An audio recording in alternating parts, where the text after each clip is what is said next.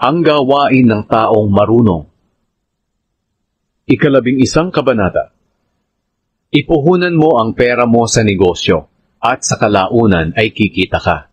Ilagay mo ang pera mo sa iba't ibang negosyo, dahil hindi mo alam kung anong kalamidad ang darating dito sa mundo.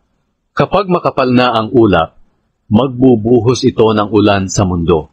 At kung saan natumba ang puno, doon iyon mananatili.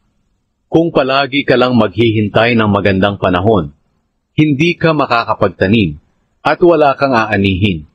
Kung paanong hindi mo nalalaman ang direksyon ng hangin o kung paano lumalaki ang sanggol sa sinapupunan ng kanyang ina, ganoon din ang ginagawa ng Diyos na gumagawa ng lahat ng bagay.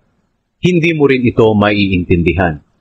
Maghasik ka ng binhi sa umaga hanggang gabi, dahil hindi mo alam kung alin sa itinanim mo ang tutubo, o kung lahat ito ay tutubo.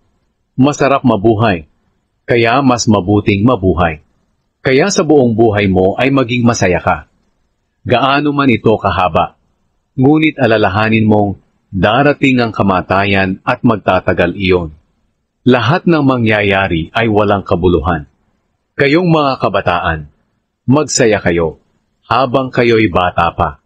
Gawin ninyo ang gusto ninyong gawin, pero alalahanin ninyong hahatulan kayo ng Diyos ayon sa inyong mga ginawa. Huwag kayong mag-alala o mabalisaman, dahil ang panahon ng kabataan ay lumilipas lang.